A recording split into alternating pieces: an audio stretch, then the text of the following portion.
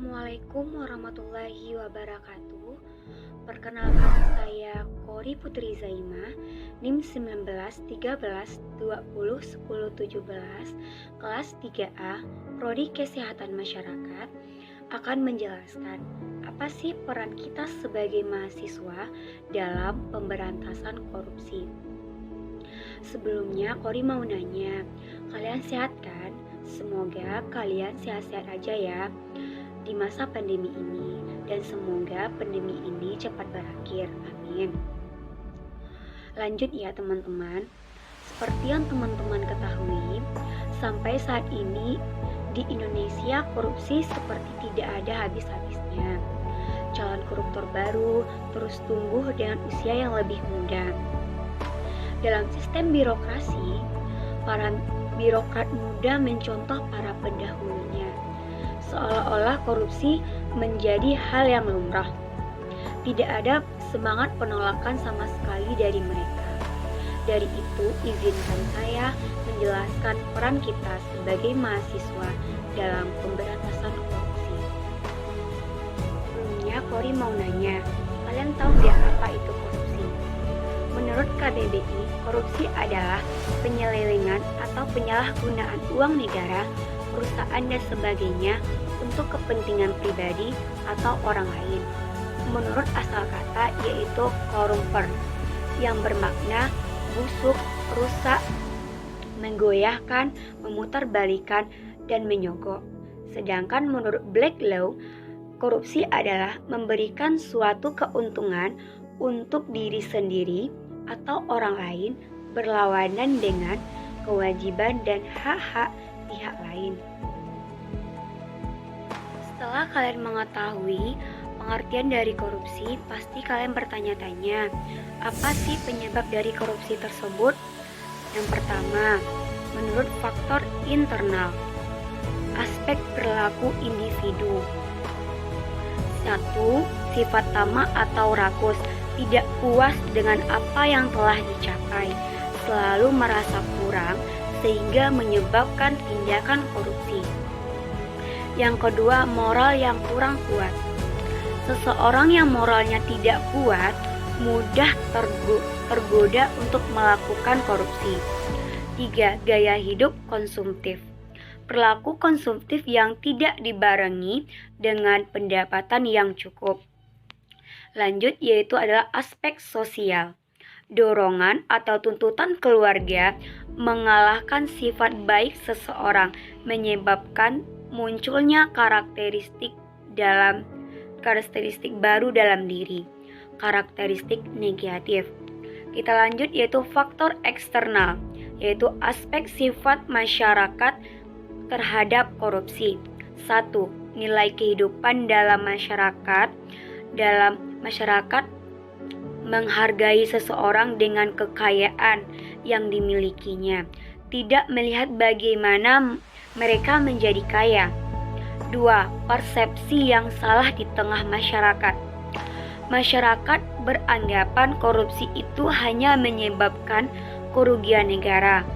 Masyarakat membiarkan korupsi itu tetap terjadi dan menjadi budaya. Uang tips seperti uang tips, uang pelicin, uang TKS.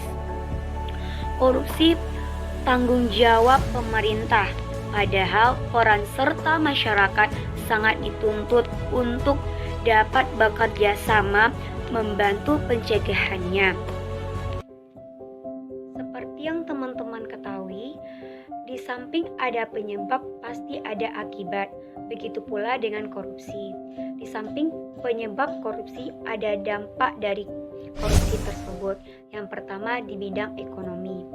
Berbagai macam dampak masif korupsi terhadap permasalahan ekonomi. 1. Lesunya pertumbuhan ekonomi dan investasi. Yang kedua, penurunan produktivitas. Yang ketiga, rendahnya kualitas barang dan jasa bagi publik. Yang keempat, menurunnya pendapatan. Yang kelima, meningkatnya hutang negara. Dampak sosial dan kemiskinan masyarakat. 1. Mahalnya harga jasa dan pelayanan publik. 2. Rendahnya kualitas pelayanan. Yang ketiga, pembatasan akses berbagai pelayanan vital seperti air, kesehatan, pendidikan, dan lain-lainnya. 4. Harga bahan pokok semakin meningkat. 5. Meningkatnya angka kriminalitas. Dan 6. Solidaritas yang semakin langka. Dampak terhadap birokrasi pemerintahan. 1. Matinya sosial politik. Yang kedua, tidak efektifnya peraturan dan perundang-undangan. Hukum dapat diperjualbelikan seperti suap menyuap dan gratifikasi. Muncul istilah hukum runcing ke bawah. 3. Birokrasi tidak efisien, di mana pengurusan surat menyurat semakin panjang dan lama, serta berbelit, tidak ada aturan yang baku, karena masing-masing pemangku jabatan mempunyai kekuasaan dan tidak bisa dikoordinir. Dampak terhadap politik dan demokrasi. 1. Munculnya kepemimpinan korup. Yang kedua, hilangnya kepercayaan publik pada demokrasi. Yang ketiga, menguatkan plutokrasi. Yang keempat, hancurnya kedaulatan rakyat. Dampak terhadap penegak hukum. 1. Fungsi pemerintah mandul seperti korupsi menghambat peran negara dalam pengaturan alokasi. Korupsi menghambat negara dalam melakukan pemerataan akses dan aset. Korupsi juga memperlemah peran pemerintah dalam menjaga stabilitas ekonomi dan politik. 2. Hilangnya kepercayaan rakyat terhadap lembaga negara. Dampak terhadap pertahanan dan keamanan. 1. Kerawanan hankam karena lemahnya alutsista, alat utama sistem pertahanan, dan SDM. 2. Lemahnya garis batas negara. 3. Menguatnya sisi kekerasan dalam masyarakat. Dampak terhadap lingkungan. 1. Merusak tatanan lingkungan masyarakat apabila dana pembangunan jalan diambil separuh dananya. 2. Terjadinya longsor dikarenakan penebangan hutan tanpa sepengetahuan pemerintah, namun dilakukan oleh para oknum-oknum nakal yang tidak bertanggung jawab. 3. Kerusakan lingkungan berlebihan. Bagaimana? Apakah teman-teman sudah paham tentang korupsi? Semoga teman-teman sudah paham ya. Kita lanjut kepada intinya, yaitu peran kita sebagai mahasiswa dalam pemberantasan korupsi. Yang pertama, moralitas.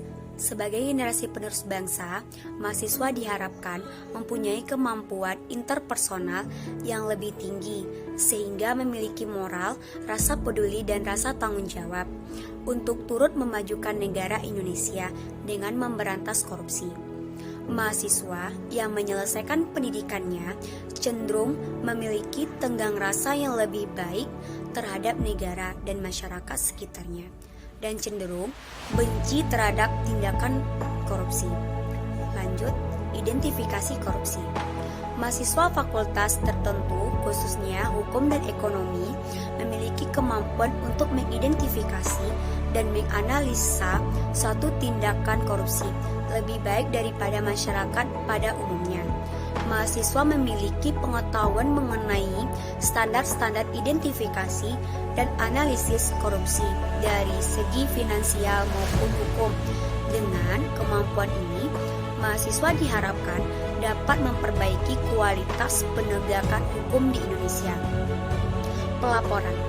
Seorang mahasiswa yang telah mengidentifikasi adanya tindakan korupsi oleh suatu entitas cenderung berhasil melaporkan tindakan korupsi tersebut kepada pemerintah, karena mahasiswa dianggap memiliki suara yang lebih didengarkan oleh pemerintah dan mampu menekan pemerintah.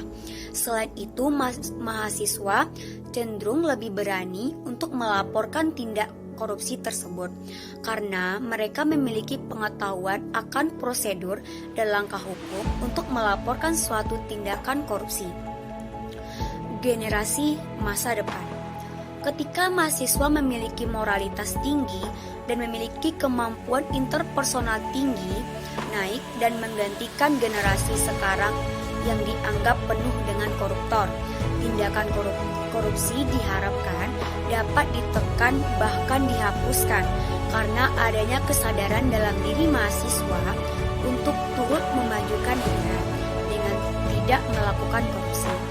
Baiklah, hanya itu yang dapat saya berikan tentang peran kita sebagai mahasiswa dalam pemberantasan korupsi.